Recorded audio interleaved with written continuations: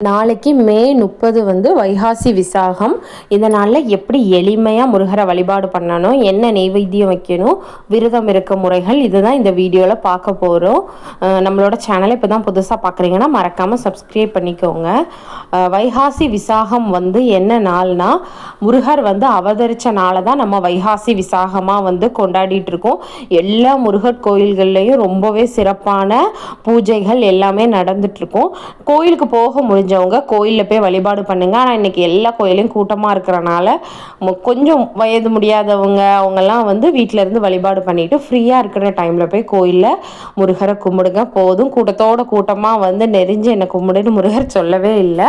அதனால் நீங்கள் முடியாதவங்க கண்டிப்பாக நாளைக்கு வீட்டிலையே வழிபாடு பண்ணிவிட்டு ஃப்ரீயாக இருக்கிற டைமில் கோயிலில் போய் கும்பிடுங்க. இப்போ வீட்டிலே எப்படி எளிய முறையில் வழிபாடு பண்ணணும்னா, முந்தின நாளே வீடெல்லாம் க்ளீன் பண்ணிவிட்டு பூஜை அறையெல்லாம் க்ளீன் பண்ணி வச்சுட்டு 30ஆம் தேதி சனிக்கிழமை வரும். சனிக்கிழமை காலையிலே எழுந்திரிச்சு விடியற்காலையிலே எழுந்திரிச்சு நீராடிட்டு முருகருக்கு நல்லா அரளிப்பூவால் மாலை செஞ்சு போடுங்க.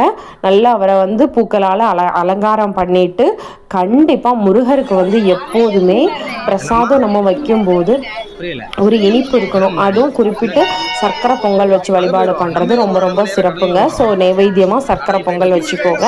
அது தவிர என்னென்னாலும் நீங்கள் வச்சுக்கலாம். கண்டிப்பாக சர்க்கரை பொங்கலையும் வந்து கொஞ்சமாக வச்சுக்கோங்க. வச்சு உங்கள் விரதம் இருக்கிறவங்க வந்து விரதத்தை ஆரம்பித்து சாயந்தரம் நிலா வர்ற வரை நீங்கள் இருந்துட்டு சாயந்தரமாக வந்து ஏதாவது கோயிலில் போய் பிரசாதம் வாங்கி சாப்பிட்டுட்டு, இல்லை வீட்டிலையே கூட நீங்கள் பிரசாதம் வச்சு சாயந்தரமும் விளக்கேற்றி முருகரை வழிபாடு பண்ணிவிட்டு அந்த பிரசாதத்தை சாப்பிட்டு உங்கள் விரதத்தை வந்து முடிச்சிக்கலாம். இந்த விரதம் எதுக்காக இருக்கிறோன்னா, குழந்தை பாக்கியத்துக்காக, திருமணத்திற்காக, வேலை வாய்ப்புக்காகன்னு எல்லா வகையான நன்மைகளும் நமக்கு கிடைக்கிறதுக்காக முருகருக்கு வந்து நம்ம விரதம் இருந்து வழிபாடு பண்ணலாம். விரதம் இருக்க முடியாதவங்க வந்து காலையிலே பூஜை பண்ணி பிரசாதம் வச்சு பூஜை பண்ணிட்டு உங்களுடைய வேண்டுதலை வேண்டிக்கோங்க. வைகாசி விசாகம் ரொம்பவே சிறப்பான நாள். விரதம் இருக்க முடிஞ்சவங்க விரதம் இருந்து வழிபாடு பண்ணுங்கள். விரதம் இருக்க முடியாதவங்க நார்மலாக பூஜை பண்ணி பிரசாதம் வச்சு வழிபாடு பண்ணி உங்கள் வேண்டுதலை வேண்டிக்கோங்க. கண்டிப்பாக நடக்கும். இந்த நாள் முழுவதுமே ஒரு எளிமையான மந்திரம் தான், ஓம் சரவண பவ. இதை வந்து ஃபுல் டேயும் நீங்கள் வந்து சொல்லிக்கிட்டே இருங்க. உங்களுடைய வேண்டுதல் வந்து கண்டிப்பாக நடக்கும்.